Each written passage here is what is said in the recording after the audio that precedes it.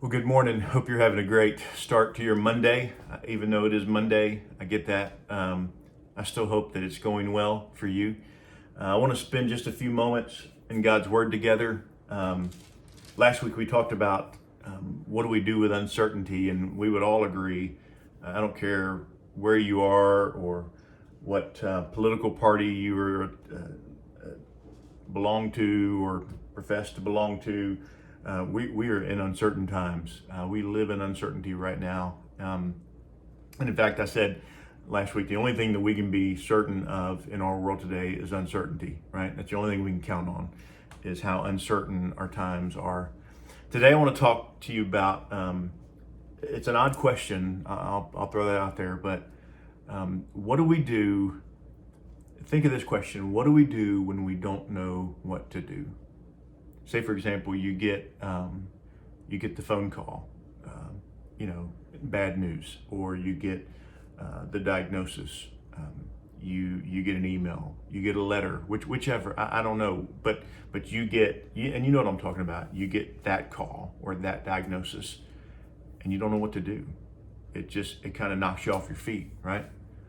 About 8 years ago, I was diagnosed with MS, and although mine is a very mild case, and I've done well on medicine and all of that. I haven't had any setbacks, none really to speak of, but it was still that diagnosis and the moment, and really many moments after that initial moment, I didn't know what to do. I felt like, somebody knocked my legs out from under me. I didn't know what to do. And let me just share with you that there's a verse in the Gospel of Matthew chapter 5, I think it's verse 45, and this is a rough translation, so don't hold me to this, but Jesus says basically that God will cause the sun to rise on the evil and on the wicked and the righteous, but it'll also cause the rain to come on the wicked and the righteous. And again, that's a rough translation, but basically it means that everyone, good people, bad people, whatever, they're going to go through good times, and they're going to go through difficulty. Now, first and foremost, we can say that Paul deals with in Romans that there really is no one good, right? So we know that. But you know what I'm talking about. That we see these people that they're good people. They're trying to do right. They're trying to live a right way. They're good to their neighbors, whatever. They're pay their taxes, all that stuff. They're trying to do the right thing, but seems like difficulty keeps happening to them. Well, what about that? What Jesus says in Matthew makes sense. Not a lot, right? The good will suffer and they'll have good times. The bad will suffer and they will also have good times. Well, that doesn't make sense to us. Let me just give you this piece of advice, if I may. We all want to understand, but listen, we're not going to understand everything. We just simply are not. We're not going to be able, we cannot comprehend all that God is doing because we don't have, God says his ways are not our ways. We can't understand all of what God is doing. Paul says in 2 Corinthians, I think it's chapter 5, that we're to walk by faith and not by sight. That is hard to do. I'm a person that I like to see it. I have to see it to believe it. But Paul says we're not going to understand. We just have to walk by faith.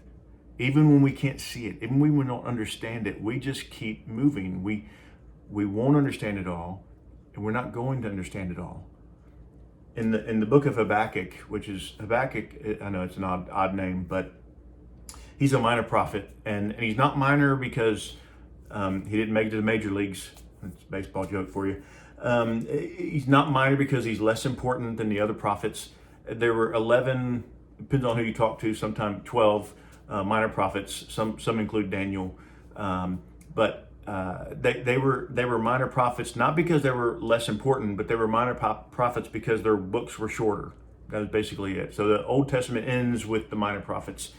And Habakkuk is one of those minor prophets. And Habakkuk was different in a sense that most prophets, they lived in a day when God was silent to the people and he spoke to the prophets, and the prophets then spoke on God's behalf to the people. That makes sense? Like you can answer me. So God would speak to the prophets would speak to the people. Well, Habakkuk was a little different than that. Habakkuk saw this injustice happening to his people, and he cries out to God in his first chapter. He cries out, God, how long are you going to keep this? How long are you going to allow this to go on? And so he cries out to God, and God doesn't really respond to him. And when he does respond to him, he gives him an answer that he doesn't want. So not only are we not always going to understand everything, and we have to realize that, secondly, we're not going to get an answer sometimes, and the answer that we do get is not the one that we want to get. So he cries out to God, and God looks at him and says, look among you of the nations and be astounded. Look among the nations and wonder and be astounded. And then he says this, I'm doing a work in your days that you would not believe even if I told you. So I'm about to do something, God is saying, he probably wouldn't say it that way, but I'm about to do something and I'm not going to tell you what it is because you wouldn't understand it anyways. So he doesn't get an answer, but then the answer that he does eventually receive is one that he doesn't want. God says, I'm raising up the Chaldeans to fix all of this. Now, the Chaldeans were bitter, ruthless people. Nothing about this would have made any sense to Habakkuk at all. But that's God's ways. We won't understand it all. And when we get an answer, we may not understand or we may not even like the answer. But God will fix it. And then the last point is that when we don't know what to do, when we don't understand, when we don't have an answer, when we don't know what to do, just do what you know to do.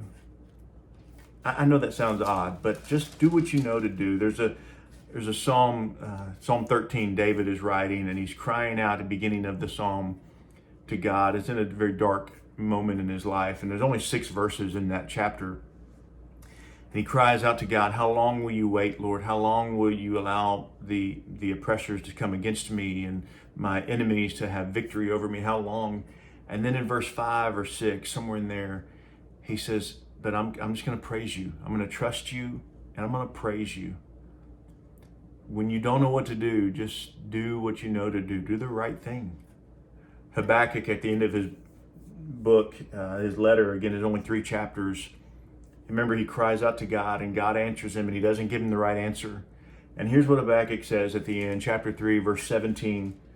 Though the fig trees should not blossom, nor fruit be on the vines, the produce of the olive will fail, and the fields yield no food. The flock be cut off from the fold, and there be no herd in the stalls. In other words, though nothing is happening the way I want it to happen, nothing is happening the way that makes sense to me, I don't even like the way things are going, here's what he says, yet I will rejoice in the Lord.